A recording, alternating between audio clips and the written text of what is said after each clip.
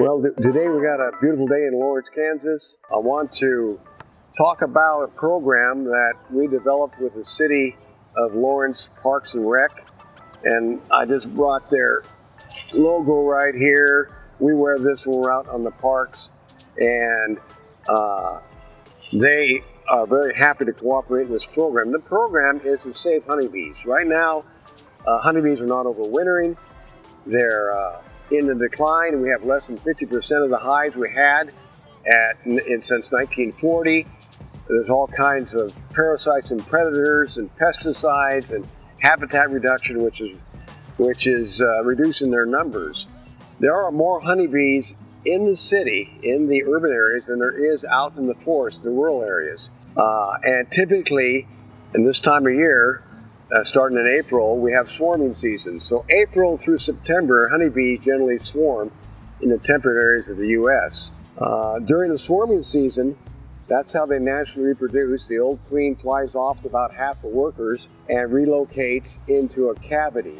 The cavity, before man, was a tree. When man came here, they provided this wonderful cavity called houses. And generally between the floors of the first and second story, there's a space. We often find the bees inside that floor joist. Well, what happens typically when bees go into a house is the owner has two options, really: leave them there and everything's fine, or get rid of them. And generally they go with option number two, especially if the bees are close to where people are active. And so with option number two, they want the bees removed. That's a costly process. I want to introduce my associate here, Steve Batten. Steve and I work together taking bees out of houses. But it's, 2 to 5 hours sometimes, Steve? Yep, twice. Yeah. And so we've got to cut into the house, and we have to repair the damage we make. Typically, it's a job that costs $750 to $1,000. Homeowners generally don't want to do that. Some do. Others say, well, what's option number two? Well, you can kill them. So you can kill them with a pesticide. You can buy something at the hardware store. You can have a pest control operator come out. When I called all the pest control exterminating companies in the area within about 20 miles, none of them would kill beehives in houses except one. I won't mention that national brand name, but they will kill bees in houses. So if the homeowner can't get an exterminator, they can do it themselves. And that's typically what happens. And it just happened to a job I had a week ago. I called up and the homeowner said, oh, don't worry, don't come out. I took care of them. Well, what'd you do? Well, I sprayed them with a can of wasp spray. With the idea that bees are in a decline and there's more bees in the city limits than there is in the country, I thought, why not capture these bees and then relocate them to a double-walled insulated hive out in the country where they can thrive. So I proposed the plan to the City Parks and Rec. There are 52 parks in the town, 35 square miles the city encompasses, and they were delighted, particularly because it supplied fulfilled one of their key focuses, and that's sustainability. Then, that was last year. We caught 23 swarms in the city last year, 17 in the parks and about 6 more just outside the parks. This year, so far, we've got 43 boxes up, and we're going to put number 44 up, and it's right here. If you notice, I have a logo on here called North Central SARE. So I put a granting proposal in for the United States Department of Agriculture, and they funded me for 2 years. So I now have funding from the United States Department of Agriculture with their SARE program, Sustainable Agriculture Research and Education. And they were, I got high marks on it. They were very excited about the program, especially since I want to spread it throughout the United States, not just Lawrence, Kansas, but start Topeka, Kansas City, Missouri, make it a national program. Especially since I'm almost retired right now, I would like to work on this and along with other projects to do something about the honeybee problem. I don't know of any town in America, and I do have credentials. I have a PhD in entomology. I've been a curator at the Natural History Museum for 19 years. I've got my doctorate in bees under the world's bee expert. So I do have some credentials there, which helped me gain access to places that normally maybe someone would not be able to gain access without that experience. So I'm very excited about this trap hive, and it has several characteristics which make it very attractive to bees.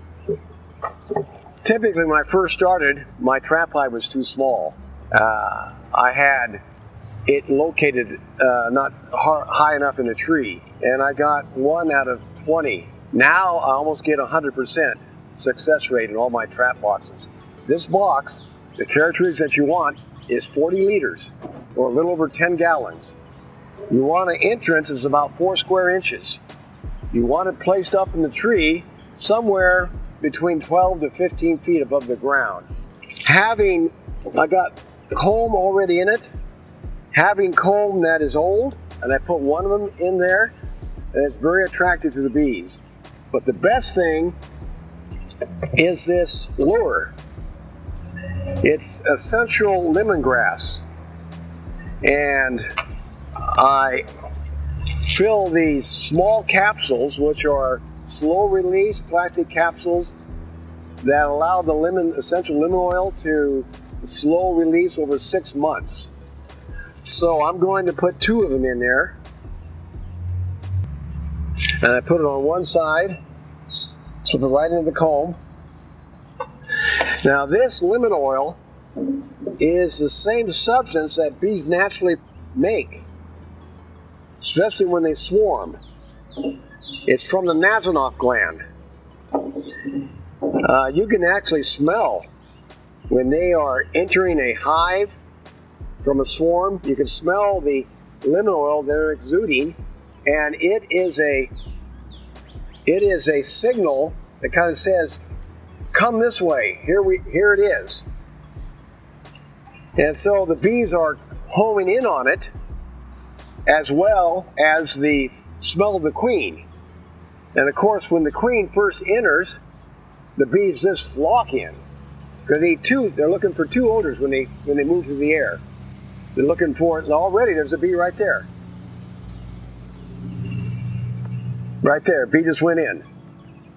He knew that this was not a Motel 6, this is a Marriott. Okay, maybe it's even better than that. Could be a Drury Inn. So, now I say more, we already got our first bee. Didn't even know it. Now, Steve's gonna go ahead and put a rope around this, because I want to make sure that that lid doesn't come off, and then we have to have a safe way to pull it up, because ocean ladder safety, you don't carry anything up the ladder, you don't carry anything down the ladder. You want to pull it up and then lower it down once you catch a swarm.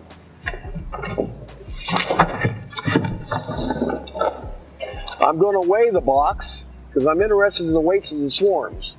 So I've got a little scale here, and then when we catch a swarm, I'll weigh it again and get an idea of the weight of the swarm. The smallest swarm I caught last year was 4 pounds. Typically, when you buy a package of bees, it's 3 pounds.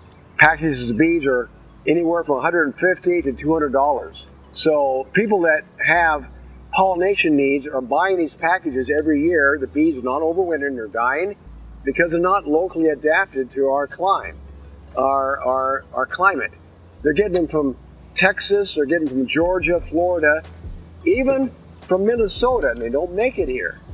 So what I'm doing is catching bees that essentially are wild, that have overwintered, because if bees swarm, they are swarming from overwintering, and they build their populations up starting in March, and typically there are no bees that swarm that haven't overwintered. So let's go ahead and weigh this.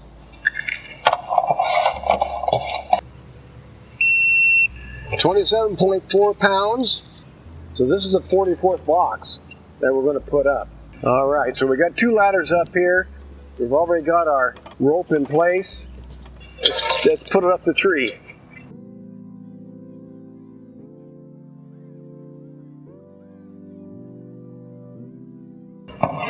Now the direction the opening faces is not really that critical.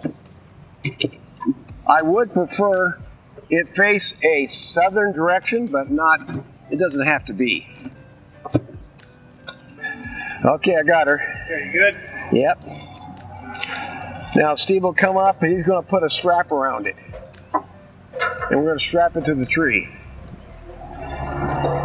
Look at there, another bee just came in. There's a bee right there. Now, is this thing good or not? I've had these up, and within a day I've had a swarm come into it.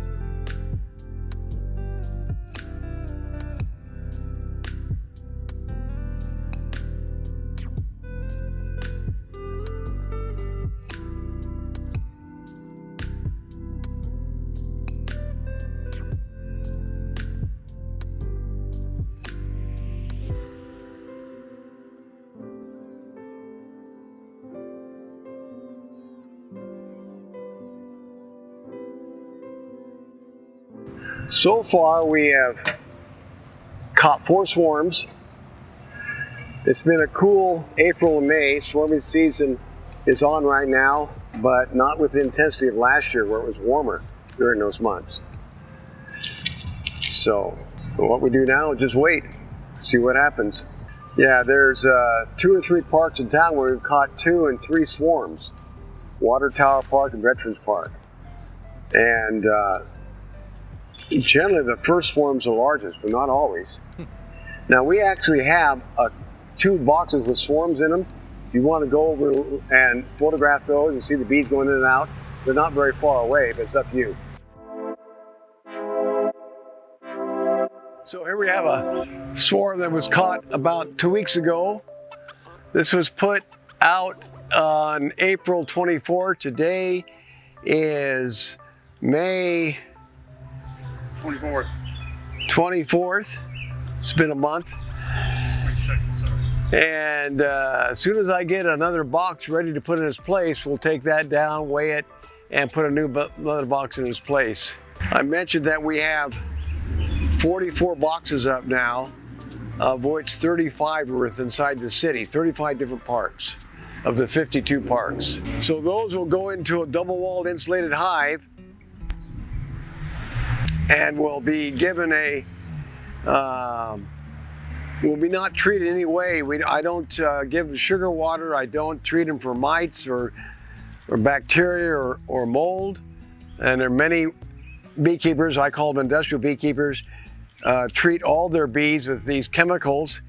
And yes, they do get them through the winter, but what they're doing, in my opinion, is selecting for a more virulent mite because you never kill 100% of the population. So if you kill 99, what's left is resistant. So over the period of time, you're selecting for something that is much more resistant than what you had to start with. So I'm looking for bees that will take care of it and live by themselves. I'm looking for genetic variation. One of the reasons I catch so many is I'm selecting for the bees that make it through the winter and don't have to be treated. Essentially, I hope to have a sustainable base of bees that people can buy and people that need pollination can get. And hopefully they'll continue through the year after year with that sustainable population and not have to buy bees from Texas or Florida or Georgia as they have in the past. and save all that money. So to me, there's nothing happier than one of my boxes full of bees. There you go. Good. I think that's a good way to end it.